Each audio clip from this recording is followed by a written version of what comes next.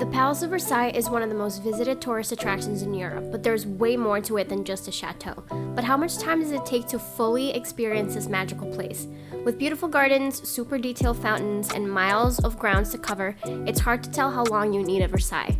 Today, my cousin and I are visiting the Palace of Versailles for the first time, and we're gonna find out if the half-day tour that we booked with GetYourGuide included enough time to see the entire attraction, or if we should have just visited the palace on our own. Stick around to find out if we cracked the code or we're left yearning for more. Now, I booked this tour in the first place because it had 3 little magic words in the title: skip the line.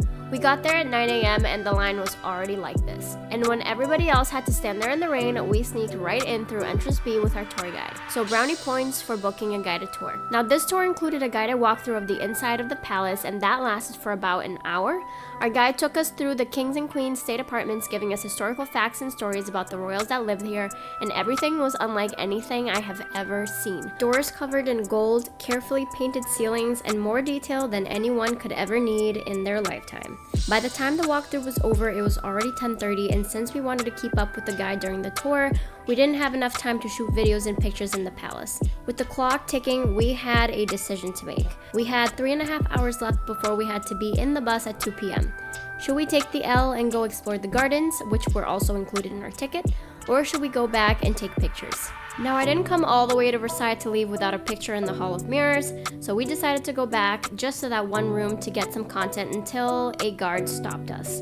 If I can give you one pro tip before you come to Versailles, here it is. When you're touring the inside of the chateau, spend as much time as you need in each room, because once you move forward, you can't go back. Yep, we had to exit the building and start the walkthrough all over again. Since Versailles gets about 15 million visitors a year, they follow a very strict one-way flow of traffic to keep people moving throughout the chateau. So we spent another hour going through the crowds for this one picture. By noon, we were back outside in the famous courtyard, which we spent almost another hour taking it all in and taking some more pictures. But how can you not just look at it? All opulent and historic and stuff.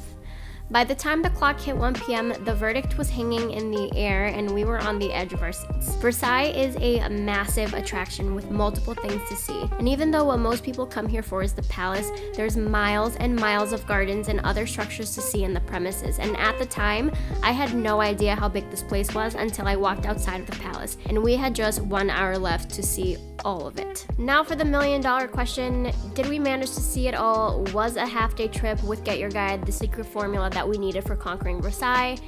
It wasn't. Seeing the famous orangery and the canal from a distance was as far as we got before we had to head back to the bus. So if you're planning a trip to Versailles soon, here's a recap of the things we did right, what we did wrong, and things we will do differently next time we visit the Palace of Versailles. The top things we did right were booking a skip the line ticket and having a tour guide explaining the history of Versailles. We would have been standing in line for at least half an hour if we hadn't booked this tour ahead of time, and I don't think I would have appreciated the palace as much without learning the history behind it. Now for the things we did wrong, starting with coming here on a Saturday. It was the only day that fit into our schedule, otherwise we would have come during a weekday since the palace is more crowded on the weekends. The other big thing we did wrong was opting out of taking the later bus that was offered to us. Before the tour started, our guide mentioned that if we chose to, we could return to Paris on the afternoon tourist bus that would leave at 6 p.m. instead of 2. Thinking we had enough time to see the whole thing in just 4 to 5 hours, we opted out, and boy, were we wrong for that. And our biggest mistake by far was probably not spending enough time in each room during the tour of the chateau, and then having to go through the entire walkthrough again to get a picture in the Hall of Mirrors. So you can definitely see all of Versailles in a full day, but you'll be rushing through the attraction and it may take away from your trip. So let us know in the comments if you found this video helpful, and if you're planning a visit to Versailles in the future, make sure to watch this video next where we go over the top things to know before visiting the City of Lights.